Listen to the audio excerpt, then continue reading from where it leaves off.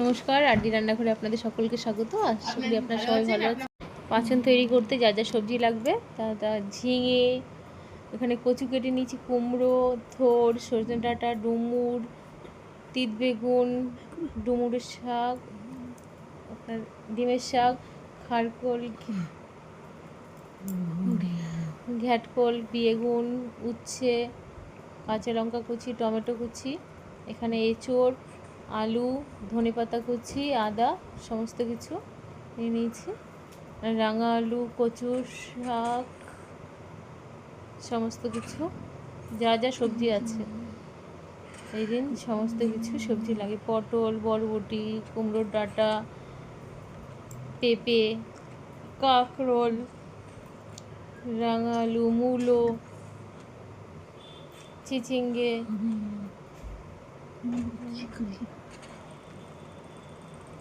বরবটি, ঝিঙে, সমস্ত কিছু সবজি দিয়ে এখানে 2 গ্লাস জল মেপে দেবো, কারণ সবজিতে এখানে অনেক জল বেরিয়ে যাবে। সবজির নিজস্ব জল আছে গায়ে, যখন সেদ্ধ করব সেই জলটা পুরো বেরিয়ে যাবে।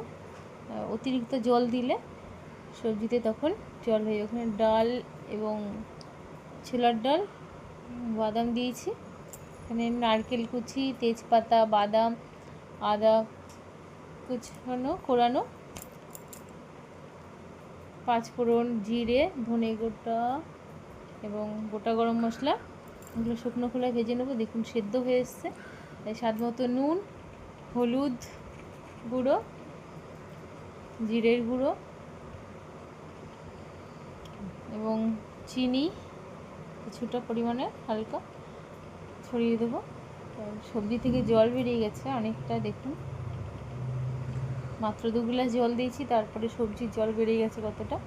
এবার ওগুলো মশলাগুলো দিয়ে ভালো করে নেড়ে চেড়ে দেবো। নেড়ে চেড়ে দিয়ে আবার ঢেকে দেবো, যতক্ষণ না সেদ্ধ হয় ততক্ষণ ভালো করে নেড়ে দিয়ে ঢেকে দিয়ে ঢাকনা। তার পাশে জিরের গুঁড়ো এবং পাশে শুকনো খোলাতে গোটা জিরে, ধনেপাতা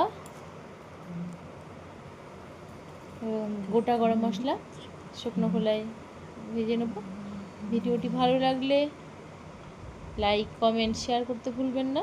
আপনার একটি লাইক, কমেন্ট, শেয়ার আমাদের পরবর্তী ভিডিও বানাতে উৎসাহ জাগায়। এখানে সেদ্ধ হয়ে এসছে প্রায়, কতটা পরিমাণে জল বেরিয়ে গেছে সেটা একবার দেখুন। ভালো করে নাড়াচাড়া করার পরে ঢাকনা দিয়ে ঢেকে দিলাম। ঢাকনা দিয়ে ঢাকার পরে ঢাকনা তুলে সেদ্ধ হয়ে এসছে, পুরো আলু সবজি পুরো মাখা মাখা হয়ে এসছে।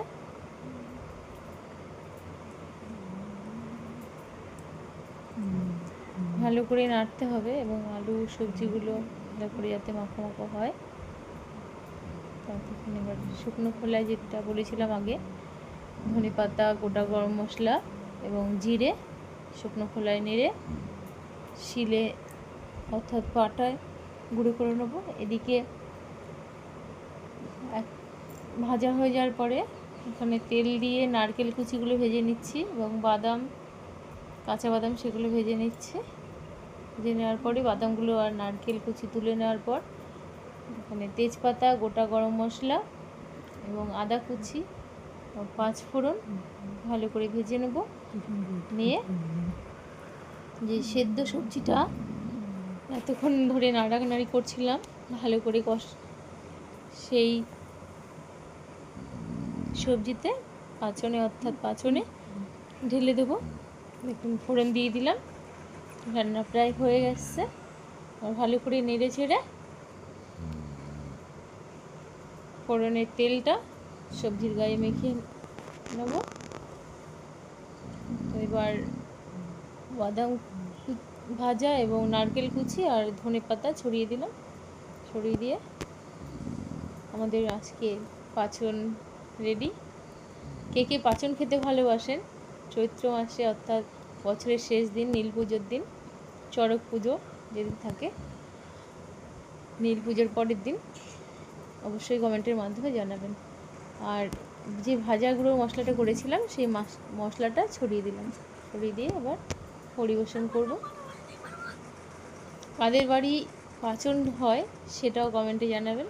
দেখা হবে পরবর্তী ভিডিওতে, ততক্ষণে আপনারা ভালো থাকবেন, সুস্থ থাকবেন।